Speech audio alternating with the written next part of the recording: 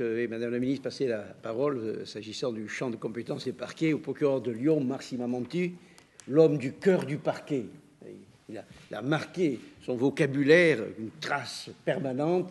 Il est venu toujours au cœur du réacteur. Il ne voulait pas l'abandonner. Et donc ça, je ne pouvais pas, en ce jour, lui laisser, le laisser sur le bord du fleuve pour lequel il a sérieusement alimenté en matériaux. Je laisse la parole à Marc Simamonti. Merci, Monsieur le procureur général. Nous étions plusieurs à cet égard. Absence d'académisme et liberté de parole. C'est ce que vous venez de dire, Monsieur le procureur général, et Madame la ministre. C'est, en m'adressant à vous, c'est m'adresser comme procureur au nom d'un groupe, mais aussi nécessairement pour rendre compte des propositions de la commission dans son ensemble, et le faire aussi en pensant très fort aux substituts et aux vice-procureurs, parce que ce sont eux le cœur du ministère public. Et je crois que s'il y a un avenir au ministère public, c'est eux plus que nous. Alors, moi, vous savez, on a mené cette période, c'est aussi pour nous, procureurs de la République, une période d'évaluation. J'ai été amené à évaluer, au cours des dernières semaines, presque les 2/3 des magistrats du parquet de Lyon, 20 sur 34. Et j'ai pu, à cet égard, je peux, à cet égard, mesurer quelles sont leurs attentes. Leurs attentes auxquelles, après un premier semestre qui nous a troublés, vous avez répondu le 2 juillet en convoquant cette commission.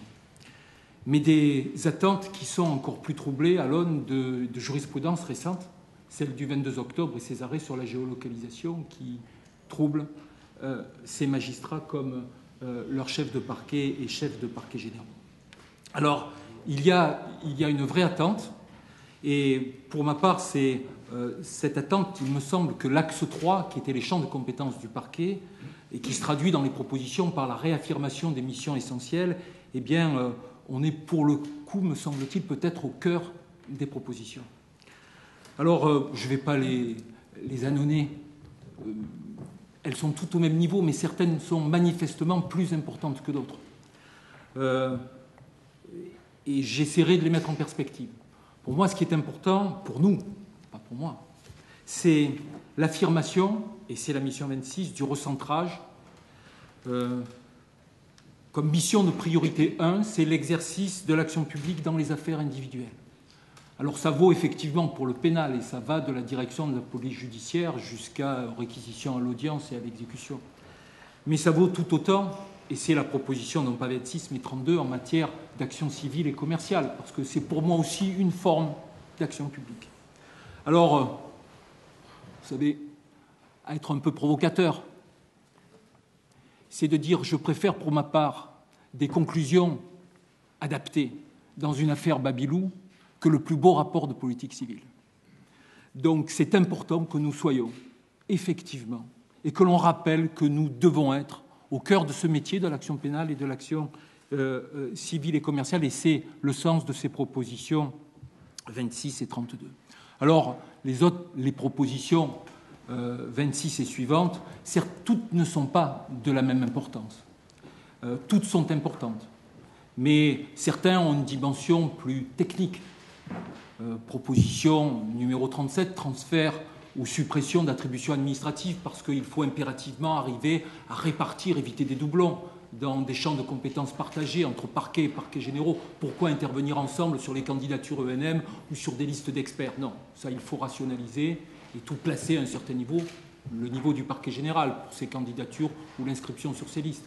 L'évaluation des OPJ, ça vous est proposé aussi, c'est de dire c'est plutôt le procureur de la République qui doit intervenir seul. Économie de moyens au sein du ministère public. Transférons à d'autres entités, au siège, à l'autorité administrative, des compétences pour technique, l'inscription sur la liste de médecins coordinateurs pour l'injonction de soins au juge de l'application des peines, des conciliateurs au juge d'instance, l'apostille à une autorité administrative qui ne soit plus le parquet général. Et puis, défaisons-nous des déclarations que nous recevons en matière d'ouverture d'établissements d'enseignement privés, parce que nous ne voyons pas trop à quoi ça correspond pour le ministère public. Il y a une série de propositions qui concernent les instances partenariales. Alors moi, j'ai simplement envie, pour vous dire le constat, CDS, EMS, CCOFCS, CCOP, ZSP, GLTD, CLSPD, CISPD, CLS, cellule de veille, CCTP, CODAF plénier, CODAF restreint, COPOLEN, COPEC, CLV, etc.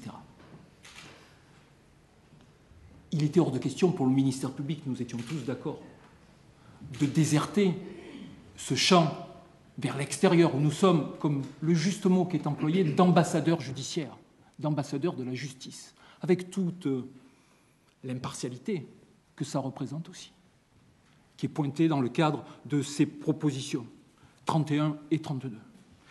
Mais être présent, c'est aussi ne pas être présent tout le temps, partout, et rationaliser. Rationaliser l'intervention dans ces instances partenariales. Alors, c'est un dispositif de fusion-absorption qui vous est proposé en 3 niveaux. Un niveau qui est une instance généraliste, qui est coprésidée par le procureur et le préfet, et sur un territoire départemental, où on va effectivement fédérer un peu en état-major de sécurité élargi, eh bien, des instances plus opérationnelles, quitte à faire des groupes plus restreints, thématiques, territoriaux. C'est un premier niveau. La deuxième instance, c'est fédérer ces groupes qui sont en matière de dérives sectaires, en matière de toxicomanie, etc., sous un angle de prévention de la délinquance. Et puis il y a le troisième niveau, et je sais qu'il y a des élus parmi nous, et c'est le contact qu'on a avec les élus de terrain, que sont les maires, CISPD, CLSPD surtout, j'en ai 25 dans mon ressort, et je sais à quel point c'est important, et pour nous, et pour eux, d'être présents. Donc il y a ce troisième niveau. Mais nous rejoignons en cela eh bien, l'impérieuse nécessité d'avoir des délégataires pour pouvoir être présents par des délégataires sur ce qui est véritablement important au-delà des séances plénières, dans des formations plus restreintes ou territoriales, où on va prendre connaissance par ces délégataires véritablement de ce qui se passe. Donc l'assistance, elle est effectivement nécessaire. Et puis le cœur, et le risque toujours c'est d'être un peu long, mais je vais ramasser le propos, le cœur de ces propositions, c'est la route. C'est la route, c'est un traitement plus efficient pour certaines infractions routières, par contraventionnalisation et forfaitisation. Et ça part d'un double constat, d'un constat quantitatif. 30 à 40% de l'activité pénale consacrée à ce contentieux, 34% des infractions constatées en 2011 dans le contentieux routier. Et un constat qualitatif qui n'est pas bon. C'est un traitement judiciaire qui n'est pas satisfaisant. C'est des procédures simplifiées, non contradictoires, variables localement. Où est l'égalité devant la justice? Avec des quantums faibles, avec un cumul de sanctions administratives et de peines, ce qui fait que ce n'est absolument pas lisible par le justiciable. On n'est pas efficace, on n'est pas juste, on n'est pas lisible.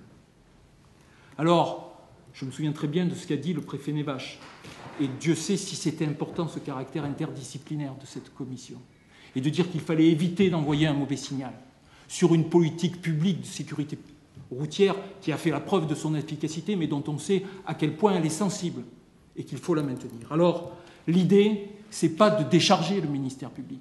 L'idée, c'est de rechercher une répression qui soit plus efficace, plus dissuasive, plus juste. Et l'idée, c'est de s'inspirer de ce succès, parce que s'il y a eu moins de décès, et vous l'avez rappelé, c'est aussi parce que, ce n'est pas le traitement judiciaire, c'est parce qu'il y a des instruments de contrôle de vitesse automatisés.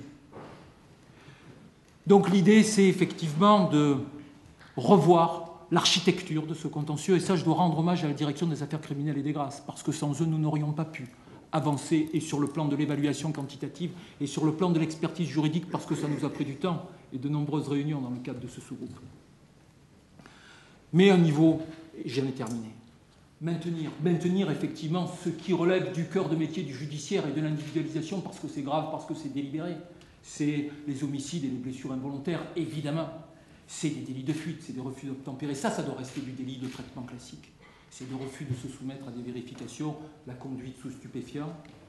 Les conduites en état alcoolique, les maintenir, lorsque c'est véritablement des comportements très significatifs. En gros, on vous propose le double du taux actuel pour le taux délictuel, non plus 0,40, mais 0,80. À partir de 0,80, c'est un délit. Et puis ensuite, un champ de contraventionnalisation de toute une... Ça a été précisément vérifié sous le contrôle du préfet. On a précisément, Madame le Ministre, discuté de l'importance du taux en fonction du nombre de verres. Et ça a été dans le débat pour vous dire qu'on a essayé vraiment de rester... Et donc, on a essayé de répondre et de vous soumettre quelque chose qui est cohérent. Et puis après, contraventionnaliser. Contraventionnaliser un certain nombre d'infractions, de défaut de permis de conduire, de défaut d'assurance, de conduite en état alcoolique dans des taux limités de 0,40 à 0,80, et faire en sorte aussi que ceux qui répéteront, le cas échéant, dans les 2 années, ce type de contravention, eux, seront justiciables du tribunal correctionnel parce que ça deviendra un délit.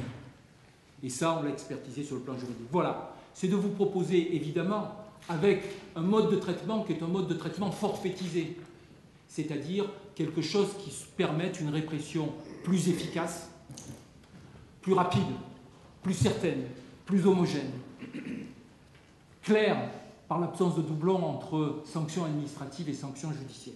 Donc finalement, pour un contentieux de masse, des réponses qui sont à la fois plus efficaces, plus dissuasives et plus justes. Voilà quel était l'objectif.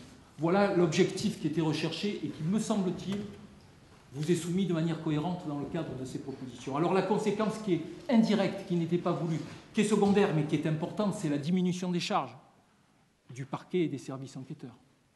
Pour récupérer ces marges de manœuvre dont nous avons impérativement besoin. Sachez que moi, dans le cadre des évaluations, il y a un mot qui revient. Monsieur le procureur, je manque de temps. Je manque de temps pour traiter bien les procédures qui me sont confiées. Donc là, on peut peut-être envisager, parce que c'est des quantums significatifs, c'est des contentieux de masse, récupérer du temps. Alors, ce n'est pas pour ne rien faire, Madame la Ministre. Ce n'est pas pour se reposer. C'est pour la proposition 26. C'est effectivement pour mieux exercer l'action publique dans les affaires individuelles. C'est pour mieux diriger des enquêtes de police judiciaire. C'est pour mieux avoir le temps de préparer les dossiers, de les soumettre de manière adaptée aux magistrats du siège qui sont aussi présents aussi et qui ont contribué. C'est pour défendre l'ordre public en matière économique et sociale devant le tribunal de commerce. Et on sait à quel point la période elle est difficile à cet égard et que le rôle du parquet est important dans le cadre de ces procédures collectives. Et c'est pour être aussi plus présent. Et nous avons eu des échanges avec Madame la directrice des affaires et du Sceau dans le cadre du groupe de travail pour dire à quel point nous souhaitons, les magistrats du premier degré, aller en matière civile et présenter des conclusions. Voilà, il s'agit aussi pour nous d'investir d'autres champs. Et ça, c'est la Commission qui vous le propose. Parce que dans sa proposition 28, elle vous propose de supprimer la plainte préalable de l'administration fiscale dans le contentieux de la fraude fiscale. Ceci, c'est effectivement pour répondre à la situation actuelle, pour répondre à une vraie préoccupation de nos concitoyens en la matière et une anormalité dans le traitement de ce type de contentieux. Alors c'est vrai que ça veut dire récupérer du contentieux, parce que c'est du contentieux véritablement important qui est dans notre cœur de métier. Alors, le récupérer de manière adaptée. C'est-à-dire qu'il faudra mettre en place probablement des politiques d'action publique. Et s'il y a la proposition numéro 30 et la transaction que nous vous proposons, nous pourrons effectivement prendre connaissance d'un certain nombre de choses qui nous sont soumises, les écarter par la voie de la transaction qui est donnée à l'administration, et puis nous recentrer véritablement sur les fraudes fiscales les plus importantes, parce que là, il y a de véritables enjeux. Voilà. C'est ce qui vous est présenté. Madame la ministre, on veut encore y croire. Merci.